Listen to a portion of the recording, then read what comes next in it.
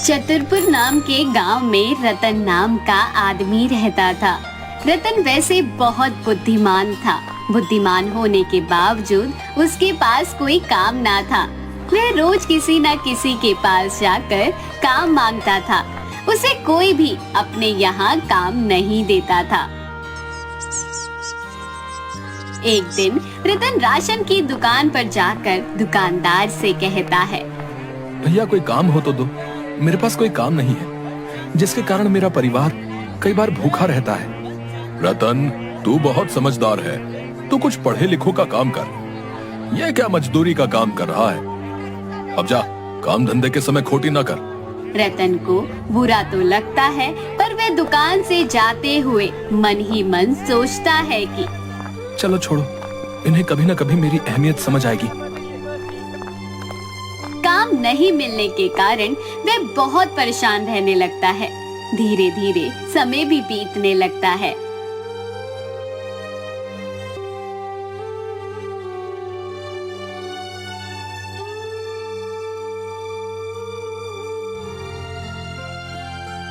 एक दिन उसकी पत्नी सुनीता उससे कहती है, अजी सुनते हो, तुम्हें कहीं काम नहीं मिल रहा तो आप एक बार राजमहल जाकर राजा जी से विनती करके उन्हीं से काम मांग लीजिए। हाँ, मैं भी यही सोच रहा हूँ, पर वहाँ मेरे लायक काम नहीं मिला या उन्होंने मना कर दिया तो मैं क्या करूँगा? अरे आप ऐसा क्यों सोच रहे हो? आप वहाँ जाकर तो देखिए, कुछ न कुछ तो होगा ही। चलो तुम कह रही हो तो मैं कल जाता हूँ। अगले दिन रतन अपने घर से अपना डंडा, जिसमें वह पीछे छोटी सी पोटली में बांधकर चंद्रनगर के लिए निकल पड़ता है।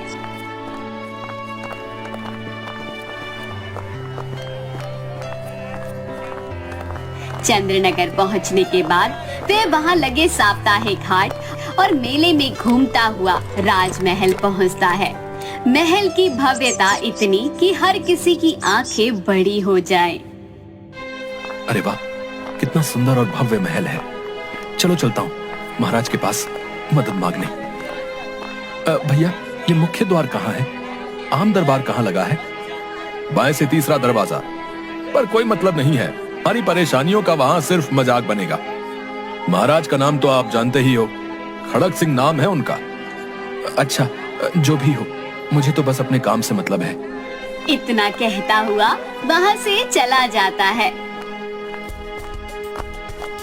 महल के मुख्य द्वार पर पहुंचने के बाद वह देखता है कि आज राजा ने आम जनता के लिए दरबार लगाया है, जिसमें राजा लोगों की समस्या सुन उनका मजाक बनाने लगता है।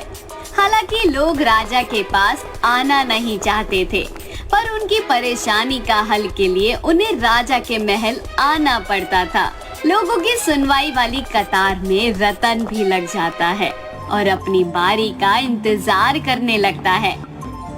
थोड़ी देर बाद रतन की बारी आती है। प्रणाम महाराज, मेरा नाम रतन है।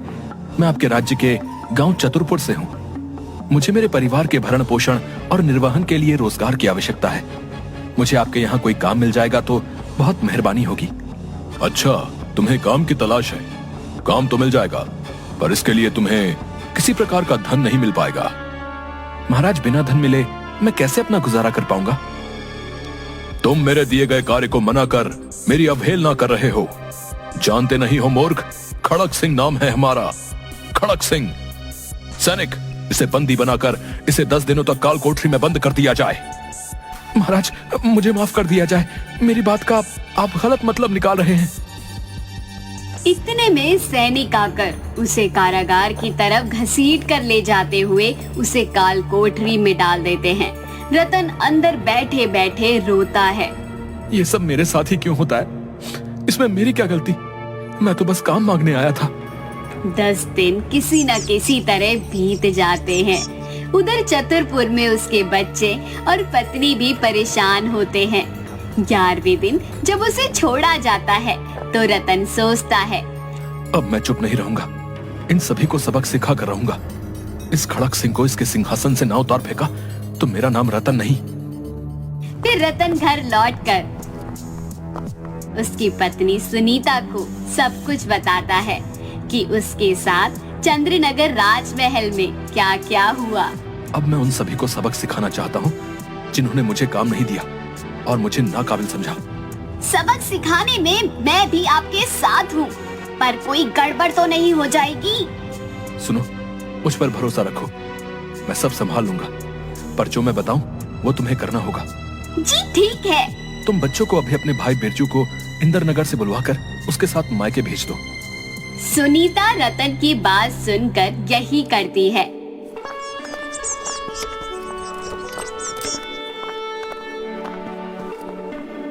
और बिरजू से कहती है, सुन, बच्चों का ख्याल रखना, साथ ही अम्मा और बापू से कहना कि मेरी चिंता ना करें। जी ठीक है दीदी। बिरजू बच्चों को लेकर चला जाता है। दूसरे दिन रतन सुनीता बात कर रहे होते हैं। तुम आज काम जल्दी करके थोड़ा आराम कर लेना, हमें रात भर जागना होगा, साथ ही बहुत सारा काम करना होगा। जी ठीक है, पर आप बताओ तो सही, मुझे क्या करना होगा? अरे मैंने पहले ही कहा था, जो मैं कहूँ वही करना होगा। अभी जो मैं कह रहा हूँ वही करो, तुम्हें सब समझ में आ जाएगा। सुनीता और रतन दोनों मिलकर सारा काम निपटाकर रात का इंतजार करने लगते हैं। रात का मध्य पैर होते ही रतन सुनीता को जगाता है। सुनीता उठो, उठो, जल्दी करो। सुनीता उठते हुए, जी कहिए, मुझे क्या करना होगा? जो रोटियां बची हुई हैं उसे लेकर आओ और उसे 4 हिस्सों में बांटकर आधी तुम रखो और आधी मुझे दो। सुनीता ऐसा ही करती है, रोटियां लाकर आधी आधी करके आपस में बांट लेती है। बाहर चलो। दोनों घर से बाहर आ जाते हैं। तुम इन कुत्तों को धीरे धीरे रोटी डालकर गांव के बाहर तक ले जाने की कोशिश करो, जिससे कि कुत्ते मुझ पर भौंके नहीं। कुत्तों की आवाज न होने के कारण कोई भी नहीं जागेगा। सुनीता भी बात को समझ गई। वह कुत्तों को रोटी डालकर गांव के बाहर तक ले जाती है। दूसरी तरफ रतन गांव में रहने वाले रमेश की गाय को खोलकर इंद्रनगर के रास्ते पर चलने लगता है। इसके बाद सुनीता भी उसी के पास आ जाती है। मैं इन सभी गायों को लेकर तुम्हारे गांव जा रहा हूँ, इसे वहाँ के पशु बाजार में बेच आऊंगा। कोई मेरे बारे में पूछे तो कह देना कि मैं तुम्हारे मायके बच्चों का सामान देने गया हूँ। रतन गाय को लेकर इंद्रनगर के पशु बाजार में बेचकर अपने गांव चतुरपुर वापस आ जाता है। सुनीता के पास आकर, ये लो भाग्यवान, पूरे 500 रुपए। इन रुपयों को अभी किसी के सामने मत निकालना। सुनीता भी हाँ में सर हिला देती है। साथ ही वह उस दिन हुई दुर्घटना का ब्यौरा रतन को देने लगती है। आज सुबह जब किराना दुकानदार रमेश गाय की चोरी होने की वजह से रो रहा था। अच्छा हुआ, उसने भी मुझे काम देने के लिए मना किया था। अब धीरे धीरे चतुरपुर गांव के अलावा आसपास के गांवों में चोरियां बढ़ने लगी थी। लोग भी परेशान होने लगे थे, जिसके चलते आसपास के सभी गांव वाले सभी राजा के पास जाकर चोरियों की शिकायत करते हैं। महाराज, सभी गांव में पालतू जानवरों की चोरी होने लगी है। खड़क सिंह के होते हुए चोरी? अच्छा, हम देखते हैं, तुम लोग सभी जाओ। लोगों के जाने के बाद राजा अपने मंत्री से बात करता है। मंत्री जी, इनके पशु चोरी होने से क्या हमें कोई नुकसान या फायदा है? जी महाराज, पशु चोरी होने के कारण जो पशुपालक हमें पशुओं से होने वाले धन फायदे का कुछ हिस्सा हमें कर के रूप में देते हैं, अब पशु ना होने के कारण वो हमें नहीं मिल पाएगा। राजा बड़ी दुविधा में पड़ गया। सोचने लगा कि अब वह क्या करे, क्या ना करे। मंत्री जी, आप जांच करवाएं कि पशु कहाँ जा रहे हैं और कौन चोरी कर रहा है। जी महाराज, मैं जल्दी ही चोर को पकड़वाता हूँ, परंतु महाराज, मेरे मन में इसके लिए एक रास्ता सूझा है। क्यों ना महाराज, हम हर गांव में एक बाड़ा बनवाकर वहाँ जानवरों को रख देते हैं। देखरेख के लिए एक चौकीदार रख देते हैं। चौकीदार वहीं का स्थानीय हो, जानवरों की रक्षा होती रहेगी। माह के अंत में चौकीदार पशुपालकों से कर लेकर हमें देता भी रहेगा। ये विचार मुझे काफी पसंद आया। ठीक है, इस सूचना को सभी गांवों में पहुंचा दो। राजा ने सभी गांव में यही आदेश ढोल बजवा के प्रसारित करवा दिया कि चतुरपुर में जो भी चौकीदार बनना चाहता है उन्हें अपना नाम सरपंच के पास लिखवाना होगा। सुनो सुनो सुनो, महाराज के आदेश से आप सभी को सूचित किया जाता है कि मवेशियों की रक्षा हेतु एक बाड़ा बनवाया जा रहा है। साथ ही एक चौकीदार को भी रखा जा रहा है। जो भी चौकीदारी करना चाहे वो सरपंच के पास अपना नाम लिखवा दे। सुनो सुनो सुनो। रतन भी अपना नाम लिखवाने जाता है। मुखिया जी, मेरा नाम भी लिखवा दो, बड़ी मेहरबानी होगी। अरे रतन, पढ़े लिखे होते हुए ये काम कर रहे हो? क्या करें मुखिया जी, कुछ काम ही नहीं है तो यही सही। अब तुम्हें करना ही है तो ठीक है।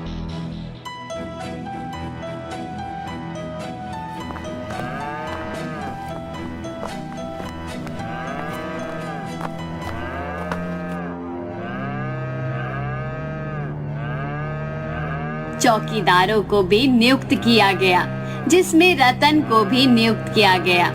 रतन और उसकी पत्नी बहुत खुश हुए।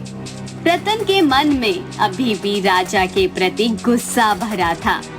रतन गांव वालों की तरफ से जो जानवरों मवेशियों के लिए जो चारा लाता उसमें से वे थोड़ा सा चुराकर दूसरे गांव में बेच देता।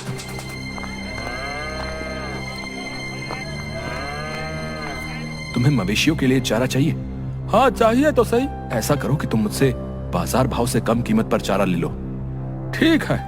रतन हर बार किसी न किसी को चारा बेचकर घर आ जाता। एक दिन, सुनीता, तुम इन पैसों में से कुछ थोड़ा सा हिस्सा अलग निकाल लिया करो। निकाल तो लिया करूंगी, पर कभी राजा को शक हुआ और उसने हमारे यहाँ तलाशी ली तो उसे सच मालूम पड़ गया तो? उसे कुछ नहीं मालूम पड़ेगा। तुम इस धन को पोटली में रखकर मुझे दे दो। जो पशुपालकों से कर का धन मिलता उसमें से कुछ धन चुराकर वह राजकोष में कर जमा करवाने जाता था। रतन इस अतिरिक्त धन को जानवरों के बाड़े में छुपा दिया करता था। कुछ महीनों तक ऐसा ही चलता रहा। रतन हर माह थोड़ा थोड़ा धन कम करके राजकोष में जमा किया करता था। एक बार कोषाधिपति उसे बोल देता है, रतन, इस ग्राम के पशु कर का धन दिन प्रतिदिन कम होता जा रहा है। क्या कर रहे हो तुम? मुझे जितना भी कर मिलता है वो मैं आपको ही ला कर देता हूँ। इस बात को राजा भी सुन रहा होता है। तभी राजा भी गुस्से में आकर रतन को पकड़ने का आदेश देता है और कहता है, इसे पकड़ लिया जाए। जब तक जांच पूरी ना हो जाए इसे छोड़ना नहीं।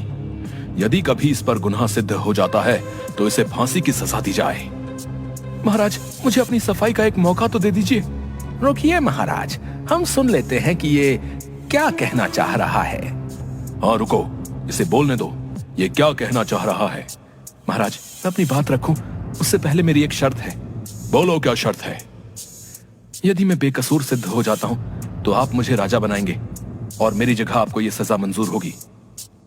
राजा अपने गुरूर और घमंड में हाँ कह देता है। मंत्री रोकते हुए, महाराज, आप ऐसा नहीं कर सकते हैं। मंत्री, राजा आप है कि मैं? माफ कीजिए महाराज। इतना कहकर मंत्री पीछे हट जाता है। रतन, अब सिद्ध करो, तुमने धन को बीच में चुराया तो नहीं है? महाराज, मैंने धन को चुराया नहीं है, परंतु यदि आपको मुझ पर दोष लगाना होगा तो आप लगा ही देंगे। ऐसा है तो इसका फैसला हमारे यहाँ के 5 महामंत्री करेंगे। इसके लिए मुझे 1 किलो वजन का बर्फ चाहिए। जल्दी ही इसके हाथ में बर्फ ला कर दो।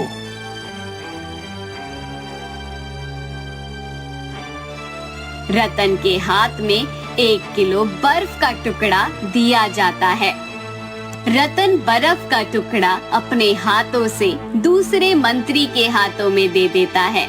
दूसरा मंत्री फिर तीसरे मंत्री के हाथ में दे देता है। ऐसे करते हुए वह राजा के हाथ में पहुंच जाता है। तभी रतन कहता है, महाराज रुकिए। रतन महाराज के हाथों से बर्फ के टुकड़े का वजन जांचने को कहता है। इसका वजन काफी कम हो जाता है। महाराज, इसमें से लगभग 200 ग्राम बर्फ कम है, तो 200 ग्राम बर्फ की चोरी आपने की है। क्या कह रहे हो तुम? इतने में सैनिक रतन के घर की तलाशी लेकर और गांव वालों से बात कर राज दरबार में आते हैं। महाराज की जय हो। सुनाओ, क्या खबर है? महाराज, हमने इस घर की तलाशी ली, पर कोई अतिरिक्त धन नहीं निकला। साथ ही हमने गांव वालों से बात की, परंतु किसी ने भी कुछ नहीं बताया है। यही तो मैं कहना चाहता हूँ महाराज। गांव में किसी का जानवर मर जाता है तो लोग उसका कर नहीं देते हैं। कोई अपना जानवर बेच देता है तो उसका कर कम हो जाता है। चोरी होने की वजह से लोग जानवर भी कम खरीद रहे हैं, जिसकी वजह से लोग कर कम दे रहे हैं। इसके बाद का फैसला मैं आप मंत्रियों पर छोड़ रहा हूँ। मंत्री सोच विचार कर रतन की बात को सच मान लेते हैं। साथ ही राजा के वादे अनुसार उसे दूसरे दिन एक दिन का राजा बना दिया जाता है। पुराने राजा को बंदी बना लिया जाए और उसे पुराने गलत फैसलों के लिए फांसी की सजा दी जाए। आप क्या कहते हो मंत्री जी? यह सुनकर मंत्री राजा रतन से, रतन महाराज, हमें सलाह का एक मौका प्रदान करें। जी मंत्री जी, आप सभी मंत्री सलाह कर लीजिए। यह सुनकर सारे मंत्री अचंभे में पड़ जाते हैं। इसके बाद सब आपस में सलाह करने लगते हैं। पुराने राजा ने कभी भी हमारे विचार रखने का मौका नहीं दिया। साथ ही पुराने राजा के समय उनकी मनमर्जी के कारण राज्य में कानून व्यवस्था भी सुचारू ढंग से नहीं चल रही है। इसी के साथ विदेश आक्रमण भी बढ़ने का खतरा है। हाँ, आप सही कह रहे हैं। मंत्री रतन के पास आकर, रतन महाराज, आप इन्हें जो भी सजा देना चाहते हैं वो दे दीजिए, हम आपके साथ हैं। पुराने राजा को फांसी की सजा को माफ करने के लिए गिड़गिड़ाने लगता है। मुझे माफ कर दीजिए, मुझसे गलती हो गई। मैं समझ गया मेरी क्या गलती थी। मैं अहंकार में आ गया था। रतन समझ जाता है और उसे माफ कर अपनी सेना में शामिल कर लेता है और राज्य में सभी बेरोजगारों को काम दे देता है, जिसके कारण सारा राज्य खुशहाल हो जाता है।